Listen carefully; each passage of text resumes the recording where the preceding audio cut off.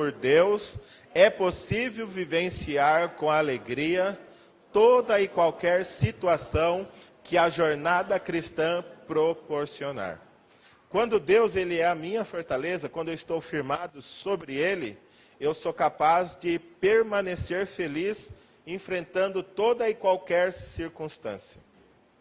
Se Deus for a minha fortaleza. Agora, hoje nós vamos estudar o segredo da alegria cristã em meio ao mundo carnal, consiste em se cultivar uma mente espiritual que exerce a cidadania celestial. Ou seja, nós vamos ler agora Filipenses 3, de 17 a 21. Vamos nos pôr de pé, Filipenses 3, 17 a 21. E nós vamos ver como é que podemos e devemos exercer a cidadania celestial a fim de permanecermos felizes, mesmo no mundo tão consumista e materialista em que nós vivemos. Filipenses, capítulo 3, verso 17 até o 21, diz assim: Irmãos, sigam unidos o meu exemplo e observem os que vivem de acordo com o padrão que lhes apresentamos.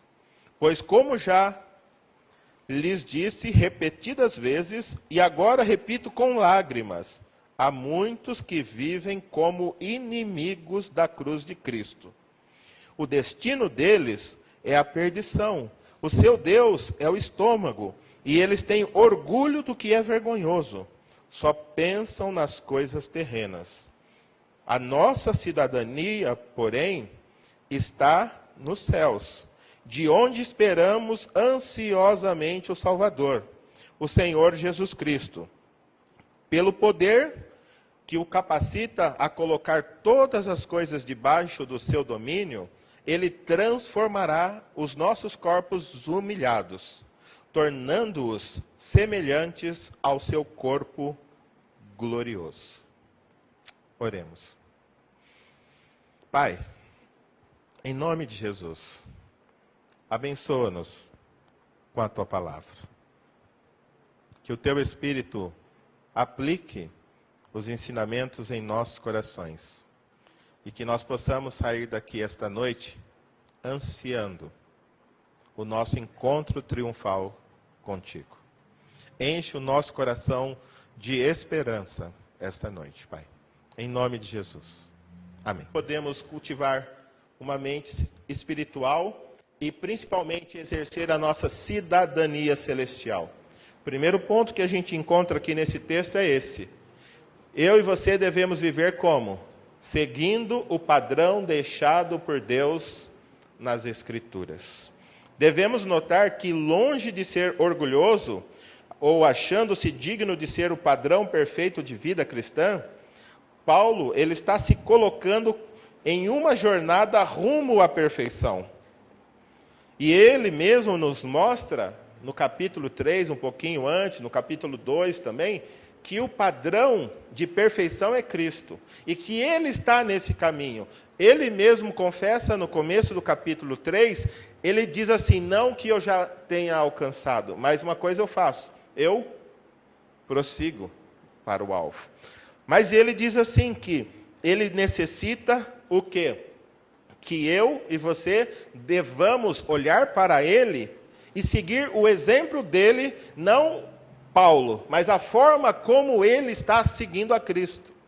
E dessa forma, o padrão que ele deixou, e nós vimos também que ele deixou no capítulo 2, 2 padrões excelentes de conduta cristã, para que a gente possa olhar e seguir como exemplo. Quem são esses 2 padrões que ele deixou no capítulo 2? Epafrodito e Timóteo. Primeiro ele fala que o exemplo é Cristo, e depois ele mostra 2 cristãos sérios com Deus, vivendo a vida cristã, exemplificando que é possível sim seguir o padrão que ele está pedindo de nós. E Paulo, ele começa mostrando no capítulo 3, que ele sim, ele também vivia nesse mundo, e ele corria atrás das coisas que o mundo corre. Atrás de títulos, atrás de reconhecimentos, atrás de bens materiais. Mas quando ele conheceu a Cristo, ele entendeu que todas essas coisas eram consideradas como esterco perto de Cristo. Começo do capítulo 3, de 1 a 8, você poderá ver isso. E aí Paulo ele começa mostrando que, nesse contexto, ele está nos desafiando a também entrar nessa jornada.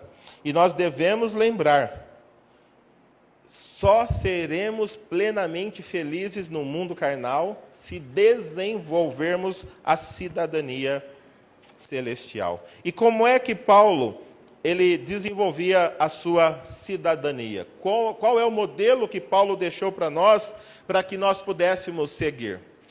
Eu já falei um pouquinho, mas se a gente começar a observar na própria carta de Paulo aos Filipenses, voltando lá no capítulo 1, verso 20 e 21, ele diz assim: aguardo ansiosamente e espero que em nada serei envergonhado. Ao contrário, com toda a determinação de sempre, também agora, Cristo será engrandecido em meu corpo, quer pela vida, quer pela morte. Porque para mim o viver é Cristo e o morrer é lucro. O modelo que Paulo deixou é que, se você quer ser feliz, olhe, foque a sua vida em Cristo. E quando Cristo for tudo o que você tem, você vai entender que Ele era tudo o que você precisava.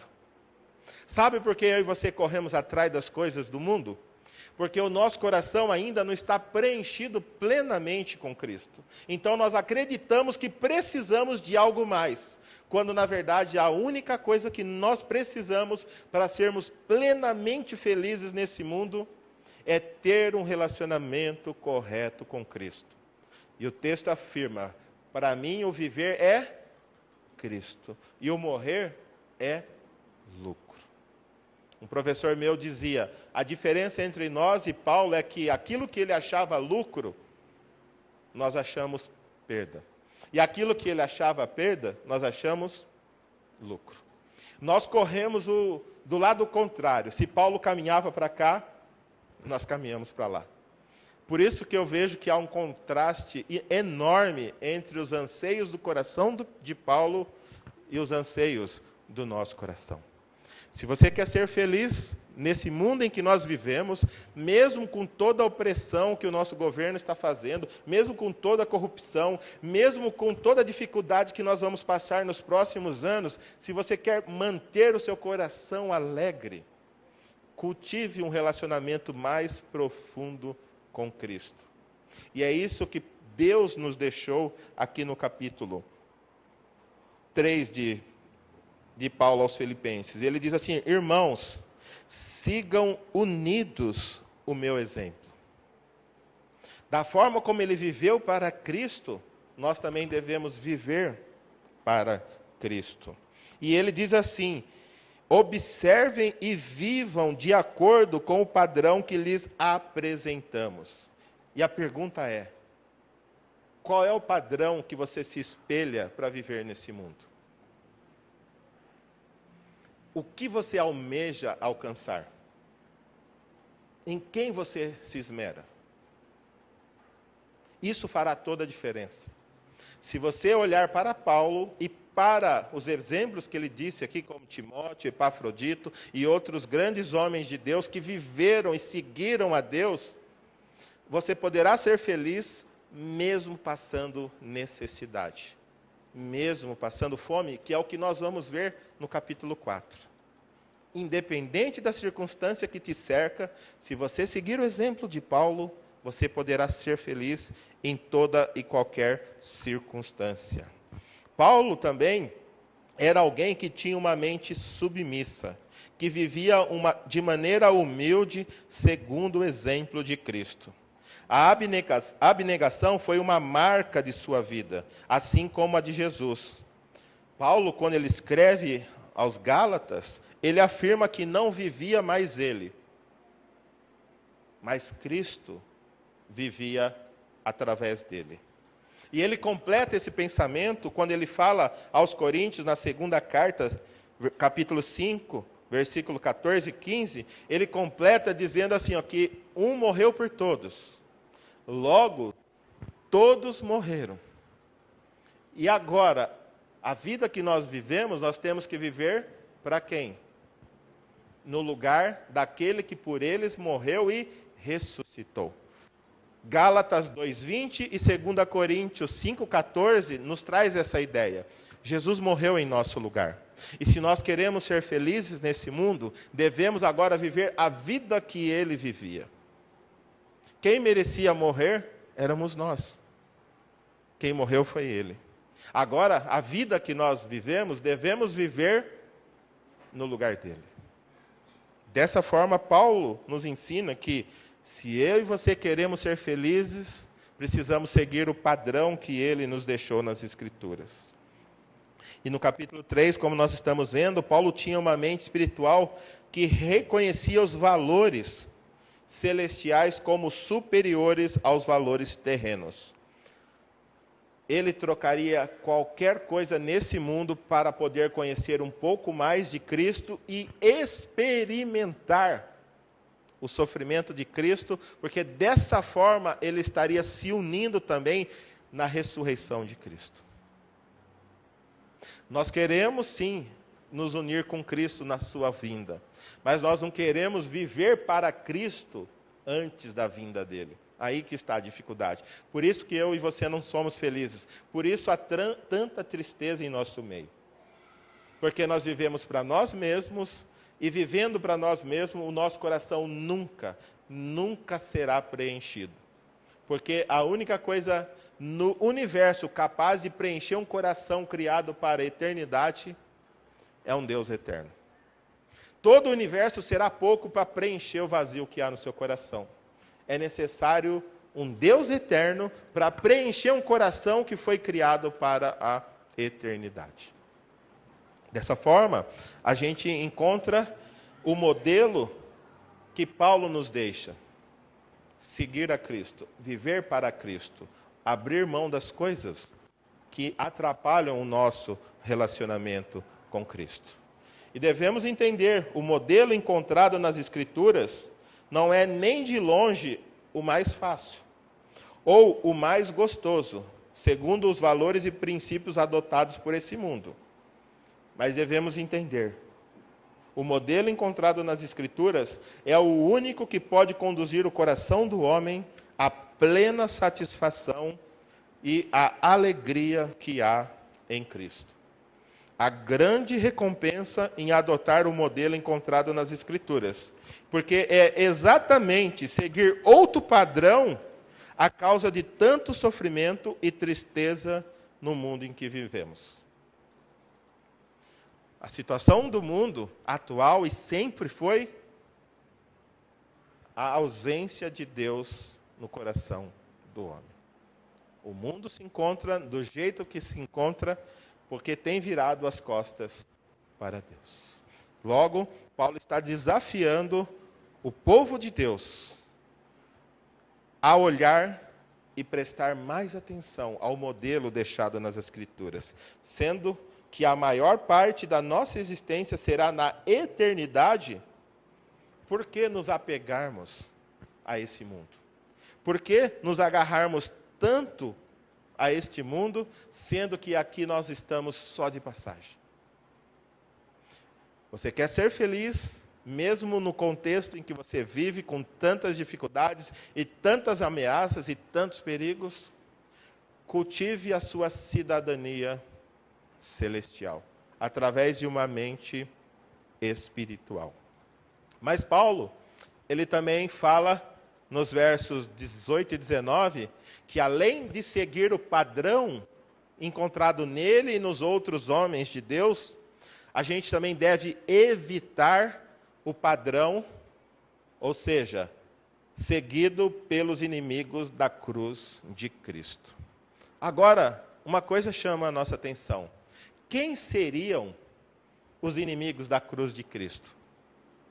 Seriam seitas anticristãs que desejam destruir o cristianismo? Seriam pessoas más intencionadas desejando acabar com a igreja de Jesus? Seriam grupos de terroristas prontos para explodir igrejas? Infelizmente, não. Quando a gente vê o contexto, a gente percebe que os inimigos da cruz de Cristo são pessoas que são membros da igreja, estão dentro da igreja, mas a vida e a prática delas contrariam o fato delas afirmarem que já tiveram um encontro com Cristo. O que elas fazem, o que elas buscam, o que elas pensam, o que elas desejam, não tem nada a ver com o que Paulo tem buscado, ensinado, ansiado e desejado. Paulo diz que essas pessoas são inimigos da cruz de Cristo, porque o que elas fazem é vergonhoso. E hoje a gente vê crentes se gabando de não serem mais virgens, crentes solteiros e se gabando, moças solteiras se gabando de não serem mais virgens. É coisas desse tipo que ele está dizendo. Se gabam de coisas vergonhosas. Se gabam de coisas vergonhosas.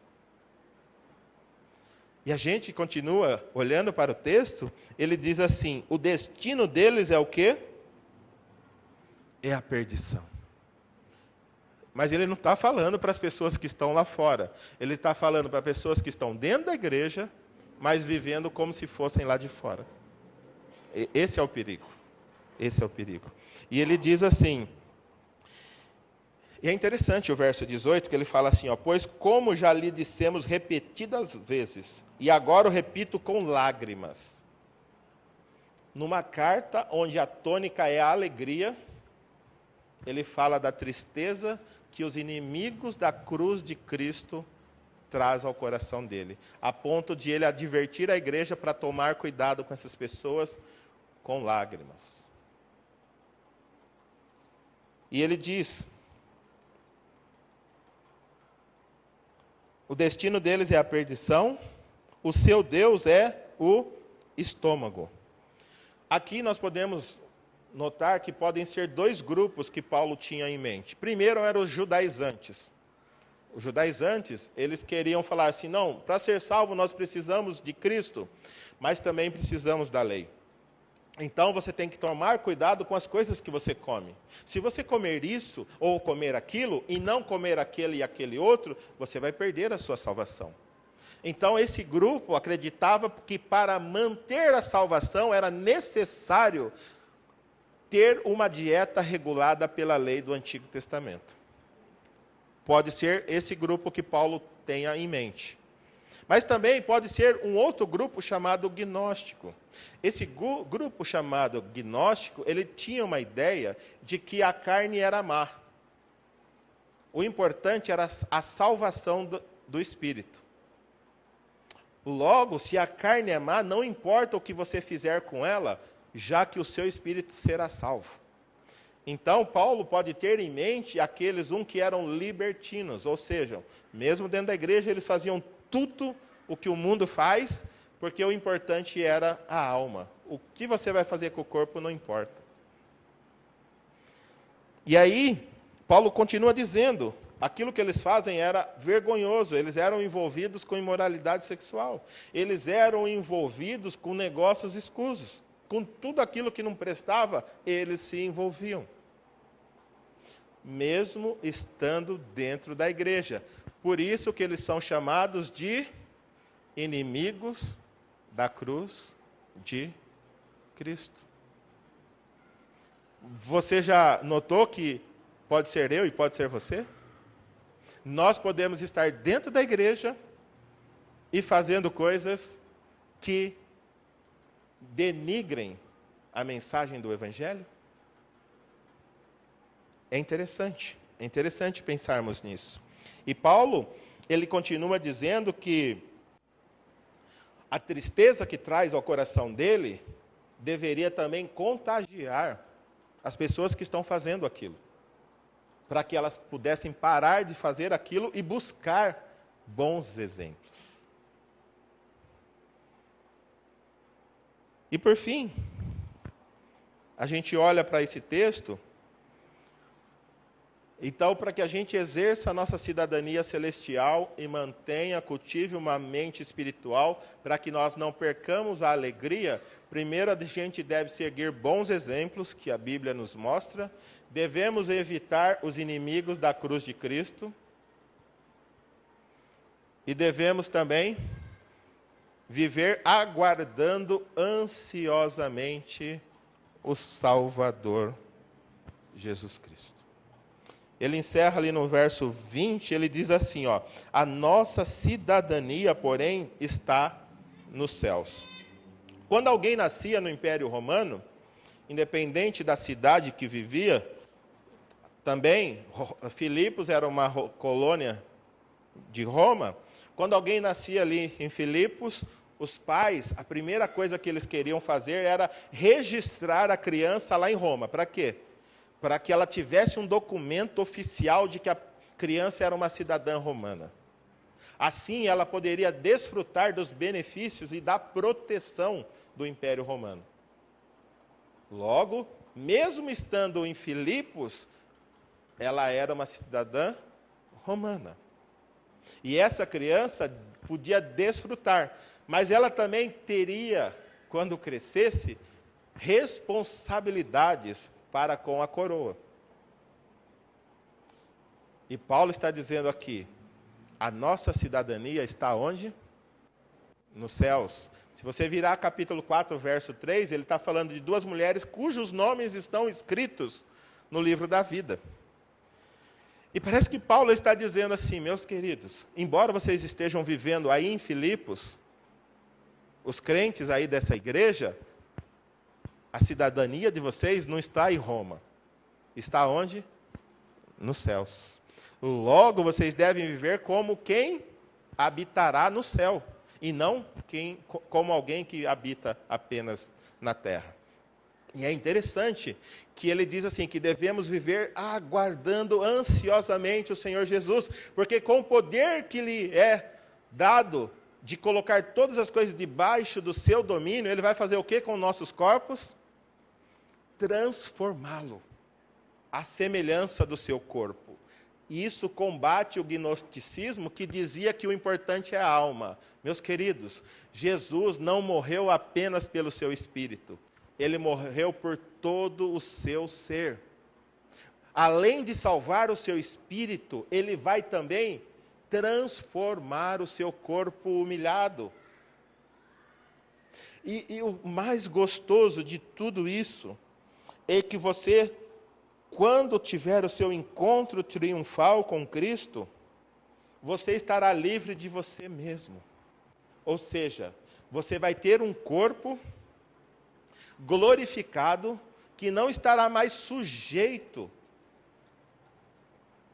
às dificuldades que passamos aqui nesse mundo. Você já se imaginou vivendo uma vida plena com Deus, sem culpa pelo pecado, porque você não pecará mais? Já pensou isso? Já pensou você vivendo uma vida plena com Deus, sem mais pesar algum no coração? O seu corpo não está mais sujeito a frio, angústia, tristeza, medo. O seu corpo não estar mais sujeito à dor. Você já pensou nisso? Já pensou você livre de você mesmo, do seu mau humor, quando você levanta de manhã cedo? Você vivendo feliz para toda a eternidade com Deus? Você já pensou que você não terá mais relacionamentos difíceis? Você já pensou que você não vai ter mais a ansiedade do que você vai comer amanhã? Se você vai ter emprego, se a Dilma vai aumentar os impostos? Já pensou você viver de tal maneira que todas essas aflições que temos nesse mundo não mais ter efeito sobre a sua vida? Você já pensou como será o encontro com o seu Salvador? E se você deseja viver uma vida feliz aqui, independente das circunstâncias que estão cercando a sua vida, ao invés de você pensar no próximo plano que a Dilma vai fazer com o nosso país, você deve encher o seu coração de anseio pelo encontro triunfal, como nós acabamos de cantar. Ó Pai, eu queria tanto, tanto ouvir o som que vai abrir o encontro triunfal. Se você viver ansiando pelo céu, você não vai ter tempo para se lamentar as coisas que você não tem nesse mundo. Se você viver com o coração cheio de desejo de encontrar com o seu Salvador, as coisas desse mundo vão se tornar insignificantes. Se as coisas desse mundo são grandes demais para você, é porque o seu Deus é pequeno demais. Como será o dia do nosso encontro? Sem tristeza, sem dor, sem lutas, sem dificuldades, sem desejos malignos, sem depressão, sem estresse, e livre desse corpo caído, desse corpo corrompido. Você de posse de um corpo transformado e incorruptível, assim como o corpo do Senhor Jesus. E é isso que ele diz para nós aqui. A nossa cidadania, porém, está nos céus, de onde esperamos ansiosamente o Salvador. Isso é verdade para você? Você realmente está esperando? Pode ser hoje, esse culto pode não acabar, porque nós vamos entrar na eternidade com o nosso Senhor. Você pensa nisso? Você pensa que a sua semana pode não terminar, porque você de duas maneiras pode se encontrar com o seu Salvador? Ou seja, ou ele pode arrebatar todos nós, crentes, juntos, ou ele pode convidar você para fazer parte do coral celestial, através da morte. Você pensa nisso? Como você encara a morte? Paulo encarava a morte como lucro. Mas se eu amo esse mundo, eu vou encarar a morte como perca. Gente, o céu será algo que não temos nem como narrar, nem como descrever. Paulo, ele diz ali que ele viu coisas inefáveis, que ao homem não é digno contar. E tudo o que há no céu será infinitamente melhor do que a melhor condição que um ser humano pode viver aqui na terra. Estar com Cristo será, Paulo diz no capítulo 1, incomparavelmente melhor. Você acredita nisso? Você realmente crê nisso?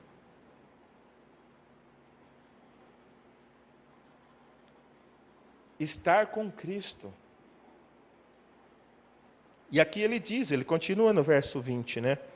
A nossa cidadania, porém, está nos céus, de onde esperamos ansiosamente o Senhor Jesus, pelo poder que o capacita colocar todas as coisas debaixo do seu domínio, ele transformará os nossos corpos humilhados, no sentido de corrompidos, no sentido de não poder mais alcançar a plenitude para o qual ele foi criado. O nosso corpo é uma carcaça que está se decompondo, está se deteriorizando.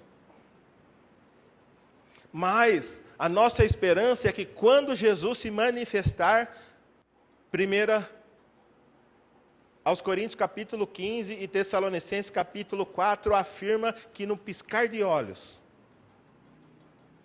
nós seremos arrebatados, nós estaremos no ar com Cristo. E os nossos corpos, num piscar de olhos, serão transformados. Num corpo incorruptível, que não estará mais sujeito a nenhuma mazela desse planeta. Que maravilha será, que maravilha. Assim como nós cantamos, céu, lindo céu. Você anseia para o céu? Você anseia pelo céu?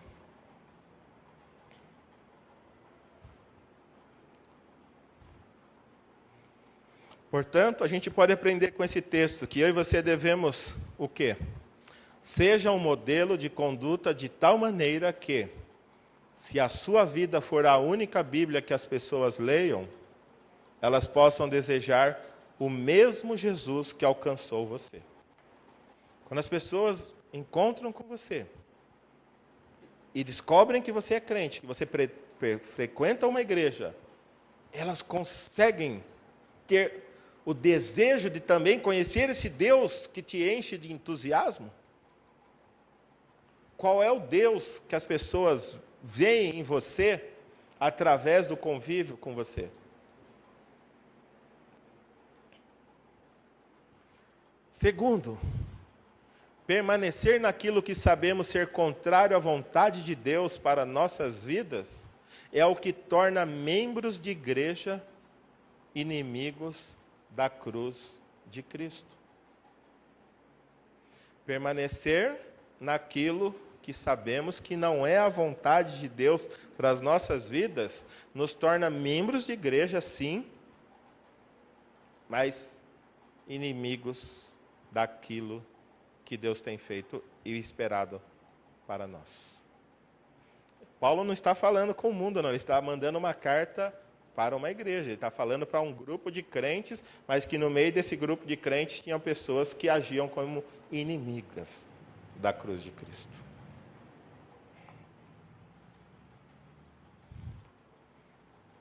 E por fim, manter o coração cheio de anseio pelo céu diminuirá o desejo dele pelo que é terreno e passageiro. Agora a pergunta é, como? Como eu vou manter o meu coração cheio de desejo pelo céu? Primeiro, eu creio que nós temos que ler nas Escrituras sobre a grandeza de Deus. Quem é o seu Deus? Quão poderoso Ele é. Criador dos céus e da terra. E a Bíblia diz que Ele, se juntar todos os habitantes da terra e todos os montes, todos os planetas, não são nem os pós do pé dele. Juntando todas as nações, elas não são nem como uma gota que cai do balde. Essa é uma expressão, hoje a gente não tem isso, de tirar água do balde, né? A água do poço com balde. Antigamente jogava-se o balde lá no poço, e quando puxava o balde, você com o balde cheio, você lamentava aquelas gotas que caíam. As pessoas não eram indiferentes àquelas gotas que caíam, o balde estava cheio. Isaías diz que todas as nações juntas são como aquela gota que caiu do balde. Esse é o tamanho do nosso Deus. Outra coisa que eu e você podemos fazer para manter o nosso coração cheio de desejo é meditando sobre as bem-aventuranças que aguardam os filhos de Deus. Ao invés de você ficar pensando, eu não tenho isso, eu não tenho aquilo, eu queria um tênis assim, uma roupa assim, um cabelo daquele jeito, um nariz assim, uma barriga daquele jeito. Ao invés de ficar pensando nisso, pense naquilo que Cristo tem esperando por nós. Isso vai trazer muito mais alegria ao seu coração do que ficar pensando naquilo que você não tem nesse planeta, porque mesmo que você conquiste, quantos anos você vai desfrutar disso? 100 anos? Nós que estamos aqui não desfrutaríamos 50 anos. Não desfrutaríamos 50 anos.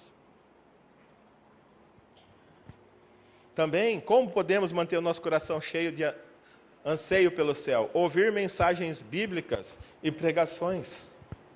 É pouco tempo que nós passamos na igreja. É pouco. Ouça mais. Leia bons livros evangélicos. Leia. Leia bons livros. Também sirva a igreja com os dons e talentos. Enquanto você está servindo, o seu coração está sendo alimentado de viva esperança por aquele que habita em você. E ouvir boas músicas evangélicas. Isso poderá encher o seu coração de paz. Esses dias eu e André, a gente conversava com um casal, e ele falando assim que ele... Eu falei assim, a gente estava falando a respeito dele ter mais contato com a palavra de Deus, para a palavra poder permear o coração dele, né? E aí ele estava falando de, pastor, mas eu ponho uma música lá no meu carro, a hora que eu estou indo para o trabalho, eu até choro, pastor. Falei, que música? Aquela música Restitui-me, alguma coisa assim. Aí eu falei, talvez esteja aí o problema que você está enfrentando, que você não consegue vencer. Você está enchendo o seu coração com uma teologia errada e depois você cobra de Deus aquilo que Ele não te prometeu. O cara abriu o olho assim, verdade. O que significa restituir? Não é dar de volta? Deus tem que dar alguma coisa para nós? Ele deve alguma coisa para nós? O máximo que podemos fazer é chegar diante dele e clamarmos, Pai, eu preciso do Senhor. Mas exigir que ele restitua algo a nós? Então, por isso, escute boas músicas. A sua teologia, muito do que você aprende, infelizmente, vem das músicas.